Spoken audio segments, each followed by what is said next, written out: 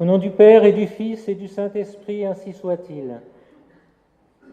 Chers fidèles, transportons-nous à Lourdes le 8 décembre 1858.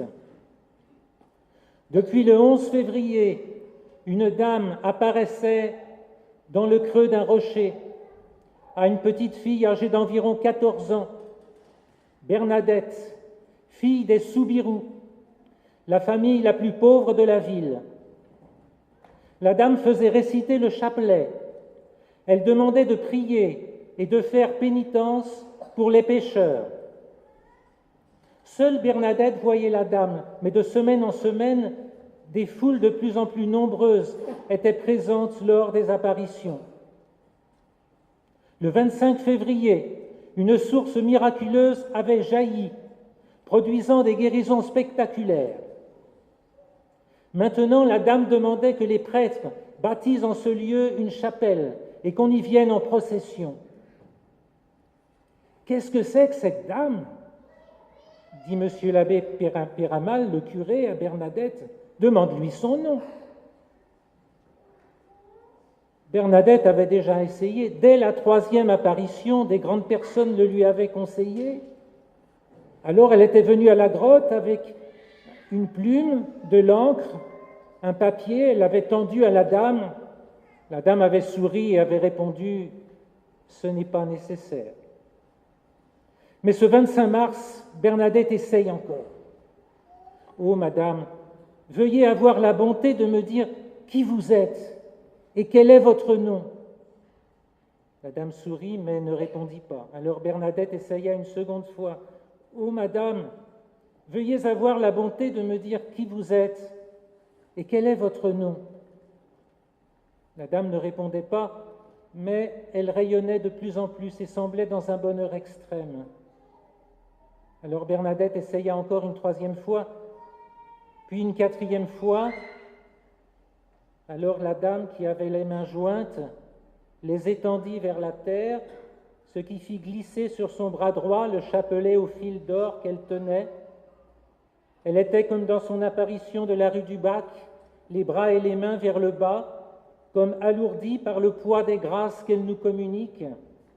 Puis elle joignit de nouveau ses mains, et dans une attitude d'action de grâce extrême, qui devait être celle qu'elle eut lors de la visitation lorsqu'elle a chanté son Magnificat, elle répondit à Bernadette dans le patois de son pays, « Je suis l'Immaculée Conception ».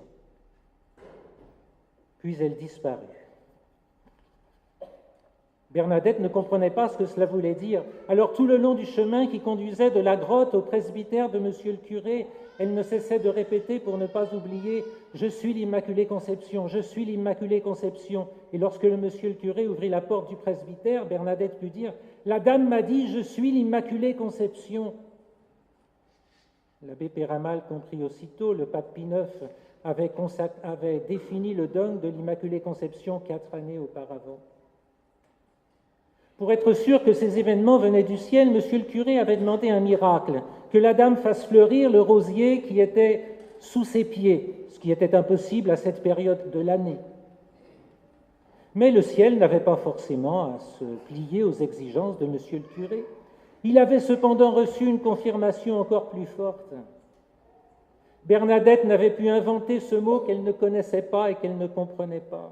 C'était donc la très sainte Vierge Marie qui apparaissait dans la grotte sur le territoire de sa paroisse et qui venait confirmer la définition du pape Pie IX. Monsieur le curé Péramal n'était pas spécialement émotif de caractère, mais ce jour-là, il congédia immédiatement Bernadette pour qu'elle ne le vît pas pleurer. Chers fidèles, en conséquence du péché d'Adam, nous naissons tous séparés de Dieu et marqués par la tache du péché originel. Le baptême nous a enlevé la tache et nous a remis dans l'amitié avec Dieu. Mais nous restons blessés toute notre vie, nous restons malades toute notre vie, facilement attirés par les faux biens que le démon et le monde nous présentent pour nous détourner de Dieu. L'homme moderne, dans son orgueil, ne veut pas reconnaître, ne veut pas croire au péché originel. Il pense avec Rousseau que sa nature est bonne, donc il n'a pas besoin d'un sauveur, et personne n'a le droit de lui interdire quoi que ce soit. On voit le résultat. Non, mes frères, seule la très sainte Vierge Marie a été préservée de la tâche du péché originel. Écoutons les paroles solennelles et infaillibles du pape Pie IX. Par un privilège spécial du Dieu Tout-Puissant, la bienheureuse Vierge Marie a été préservée de toute tâche du péché originel au premier instant de sa conception, en vue des mérites de Jésus-Christ, sauveur du genre humain. Mais Dieu ne s'est pas contenté de préserver la Vierge Marie du péché. Il aima Notre-Dame par-dessus toutes les créatures, continue le pape. Il l'enrichit avec une profusion merveilleuse. Il la combla bien plus que tous les esprits angéliques, bien plus que tous les saints, de l'abondance de toutes les grâces célestes, toutes belles, dans une telle plénitude de sainteté qu'on ne peut, au-dessous de Dieu, en concevoir une plus grande, et que nulle autre pensée que celle de Dieu même ne peut en mesurer la grandeur. Et pour protéger son chef-d'œuvre de toute souillure du péché, le bon Dieu a mis comme un cadenas, si l'on peut dire, le privilège d'impeccabilité. Le Concile de Trente nous explique que la très sainte Vierge Marie ne pouvait pas même faire un seul péché véniel. Oui, son âme est vraiment le jardin fermé, la fontaine scellée dont parle le Cantique des Cantiques, nouveau paradis terrestre pour la Sainte Trinité où elle peut faire tous ses délices et où cette fois le démon ne pourra jamais pénétrer. Bien sûr, la Vierge Marie n'avait aucun mérite de ne pas pécher. Mais on ne mérite pas uniquement lorsqu'on ne pêche pas.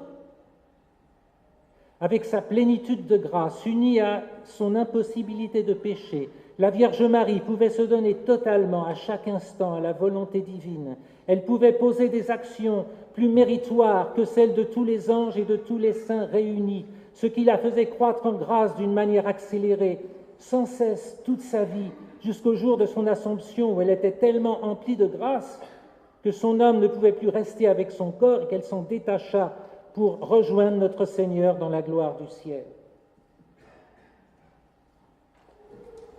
Mais pourquoi la Sainte Trinité a-t-elle mis une telle sainteté dans une créature? Nous en avons eu la réponse il y a quelques instants dans l'oraison de cette messe. Dieu qui, par la conception immaculée de la Vierge, avait préparé à votre Fils une demeure digne de lui. Dignium filio tuo habitaculum preparasti. Si la Vierge Marie a été tellement emplie de grâce, c'est parce qu'elle devait devenir la mère de Dieu. C'est parce que son sein devait devenir le tabernacle du Verbe, de la seconde personne de la Sainte Trinité. La sainteté de la Vierge Marie a été voulue par Dieu en raison de la sainteté infinie de notre Seigneur Jésus-Christ. C'est pour cela qu'elle a été rachetée à l'avance en vue des mérites futurs de la passion de notre Seigneur. Et nous, mes frères, n'est-ce pas le même Jésus-Christ que nous recevons dans la Sainte Communion? Ne faut-il pas à notre tour que nous soyons immaculés, purs, à notre façon, pour le recevoir? La Vierge Marie, bien sûr, a été pure, immaculée, dès le début, par un don de Dieu. Nous devons le devenir par conquête, par nos prières, par nos sacrifices, en combattant contre les tentations, par la confession. Et ne nous décourageons pas de notre faiblesse. L'Immaculée est une œuvre extraordinaire de la toute-puissance divine. Mais cette même puissance, agissant par Notre-Dame, est capable de nous rendre purs et de nous conserver purs dans un monde de péché, afin de recevoir notre Seigneur Jésus-Christ de vivre de sa vie ce qui est notre vocation chrétienne, notre vocation de baptiser. Et c'est ce que l'Église demande à Dieu pour nous en cette fête. C'est la deuxième partie de l'oraison. Daignez par l'intercession de celle que vous avez préservée de toute tâche, en prévision de la mort de ce même Fils, nous faire parvenir purs nous aussi jusqu'à vous. C'est la grâce à demander aujourd'hui à Notre-Dame, par Notre-Dame en cette fête, qui est en même temps la fête de la pureté. Mais cette année, la fête de l'Immaculée Conception revêt une portée toute spéciale. Dans quelques semaines, nous serons en 2017, année qui marquera le centenaire des apparitions de la Très Sainte Vierge Marie à Fatima, au Portugal. Une année qui nous rappellera que Dieu a confié les temps actuels au cœur immaculé de Marie. Il y a 2000 ans, l'Immaculée Conception a été pour le monde l'aurore du salut, parce qu'elle a attiré sur cette terre le Sauveur du monde, qui a permis aux hommes de sortir des ténèbres, de l'erreur et du péché dans lesquels l'avait plongé le péché d'Adam, la faute d'Adam.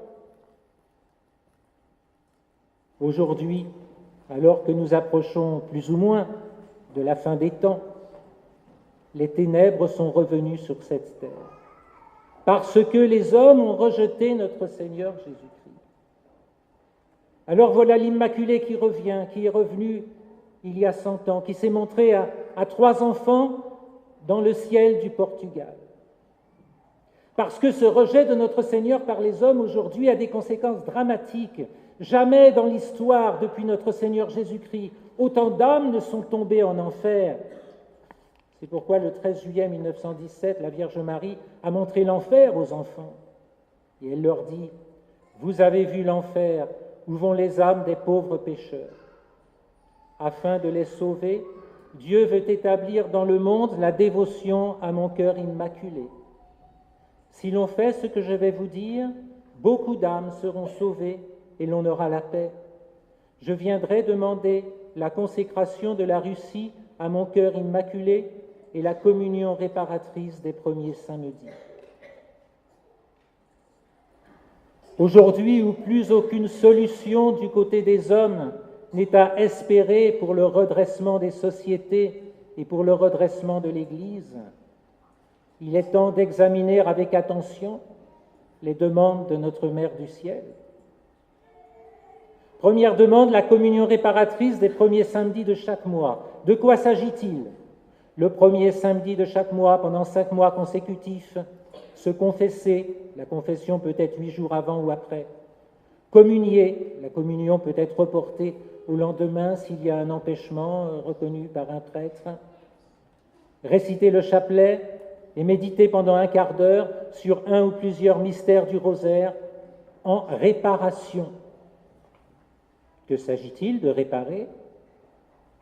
Les blasphèmes de ceux qui se moquent ou qui ne croient pas dans les privilèges de la Très Sainte Vierge Marie, donc dans ce qu'elle est, à commencer par son Immaculée Conception. Pourquoi réparer spécialement ce péché? N'y en a-t-il pas de plus grave? La Très Sainte Vierge Marie est le seul moyen pour aller à notre Seigneur Jésus-Christ. Si l'on attaque positivement Notre-Dame, en se moquant d'elle, en refusant de croire ce qu'elle est, on se met dans l'impossibilité de se sauver. Cela équivaut à un péché contre le Saint-Esprit. Mais Notre-Dame est une mère, et voyant qu'il y a des hommes qui sont damnés pour des fautes qui sont contre elle, la Vierge Marie a obtenu de son Fils que cette petite pratique des premiers samedis répare les péchés de ces malheureux, obtiennent leur conversion et leur salut.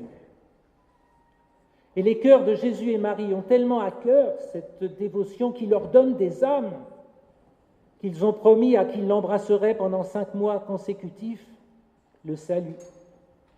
Bien sûr, il est conseillé de continuer après les 5 mois parce qu'il y a encore des âmes à sauver et à donner au cœur de Jésus et de Marie. Mais la Vierge Marie a voulu aller plus loin. Elle a voulu attaquer le mal de notre époque à sa racine. Pourquoi tant d'âmes tombent-elles en enfer aujourd'hui?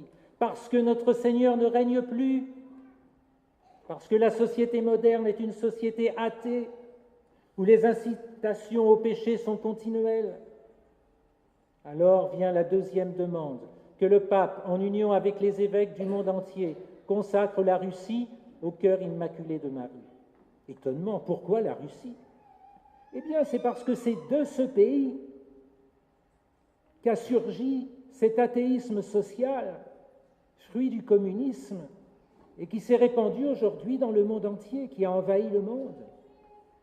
Et par un renversement des choses qui n'est pas rare dans le plan de la Providence, c'est de la conversion de ce pays par Notre-Dame que viendra la paix du Christ, par le règne du Christ, pour le salut des âmes. Il n'y a qu'une seule chose à faire, qu'un pape ait suffisamment de foi pour donner solennellement la Russie à la Vierge Marie, et tout se déclenchera. Et chacun, nous pouvons avancer ce jour, et ce n'est pas difficile. Écoutons attentivement ce que nous dit sœur Lucie. À maintes reprises, pendant les précieuses heures que je passais en sa compagnie, Notre-Dame insista sur l'accomplissement du devoir quotidien selon notre condition de vie et l'offrande de cet effort en réparation de nos péchés et pour la conversion des pécheurs.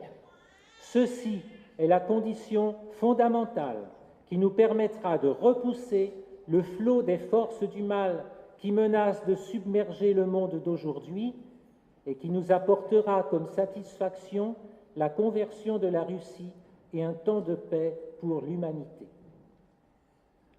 Alors gardons l'espérance, mais mettons-nous au travail.